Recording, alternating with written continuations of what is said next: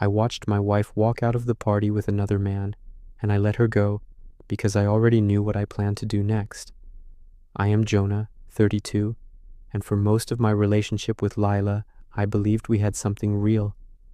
We met young, we built everything slowly, and for years it felt like we were inseparable. She had a quick laugh, a warm touch, and a way of making a normal evening feel like something worth remembering. We lived simply, just the two of us, taking late-night walks and talking about things we wanted to do. I truly thought I had found my person. Even when we argued, we always found our way back. At least, that is what I believed, until the small cracks began to show. At first I ignored them. I thought stress or routine was changing her mood. I tried to support her, give her space when she needed it, offer comfort when she looked overwhelmed, but something in her eyes kept drifting away from me, and I kept pretending it was temporary. Everything began shifting the moment she started guarding her phone. She used to leave it everywhere, face up, ringing loudly while she laughed about how messy she was. But suddenly, she kept it locked, face down, and she stepped outside whenever it buzzed. She would smile too long at messages she never explained. She started arriving home later, saying she was out with friends, but never naming them. My gut twisted each time her laughs sounded rehearsed or her stories too perfect.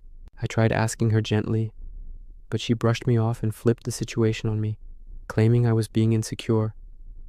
I told myself to be patient. I wanted to trust her because I loved her, but the sense of distance grew like a shadow I could not escape. She stopped reaching for me at night. She started wearing perfume, even when she said she was just going out for errands. And each time I felt suspicious, she got defensive, turning every conversation into an argument. The harder I tried to hold on, the more she pushed away. The night of the party, everything finally made sense. We had been invited by a friend, and Lila seemed unusually excited.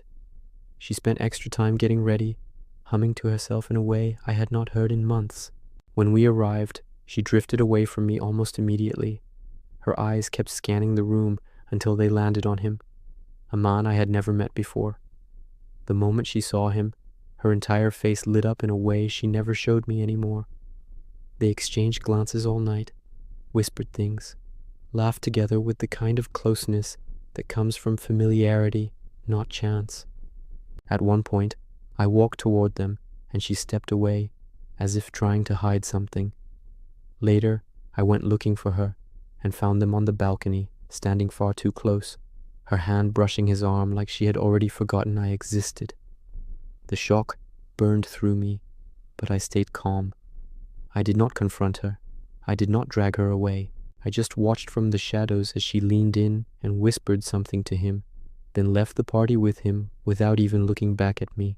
She thought I could not see. She thought I would wait for her, like always. She had no idea I had already made my decision. When she walked out the door laughing with him, I felt the heartbreak crash into me all at once. My chest tightened, my hands shook, and for a moment I thought I might collapse from the betrayal. But then something inside me shifted. The pain hardened into clarity. I went home alone that night, not to cry or wait, but to gather every sign she had left behind, every ignored message, every late-night absence, every lie she had fed me. I packed her clothes neatly into boxes. I removed her things from our drawers. I changed the locks, while my hands were still steady from the anger she had carved inside me. And for the first time in months, my home felt like mine again. Quiet, peaceful, honest. She never called that night. She never texted. She probably assumed I would be asleep or pretending not to care. She underestimated me. She always underestimated me. The next morning, I was sitting on the couch drinking coffee when I heard her keys at the door. The metallic scraping, the pause, the confusion, then the frustrated rattling as she tried again and again. I stood up slowly and walked to the door, stopping just behind it. I could hear her muttering, complaining, then knocking hard like she still had the right to be angry. When I finally opened it, her face dropped. She looked exhausted, her makeup smudged, her confidence shattered.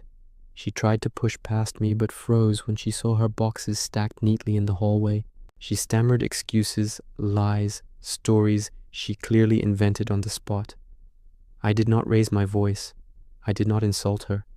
I simply told her that leaving with another man made her choice clear, and I made mine. I told her the lock changed because the relationship had changed. I told her she did not get to walk in and out of my life based on convenience or desire. Her plan to sneak back into my arms without consequences had finally collapsed. She begged. She cried. She tried to blame me. She tried to blame everyone except herself. But the door stayed open only long enough for her to understand that the home she took for granted no longer belonged to her. She walked away with tears in her eyes and boxes in her hands, realizing too late that the life she had thrown away was the one that had loved her most. I closed the door behind her gently. It was not victory. It was closure. It was the peace I deserved. In the weeks that followed, I rebuilt myself. I reconnected with friends I had drifted from. I spent time alone learning to breathe again, learning to trust myself. Heartbreak changed me, but it did not break me. I realized that love is not proven by how hard you hold on, but by knowing when to let go. Karma showed up in its own quiet, perfect way. She betrayed me thinking she had better waiting for her.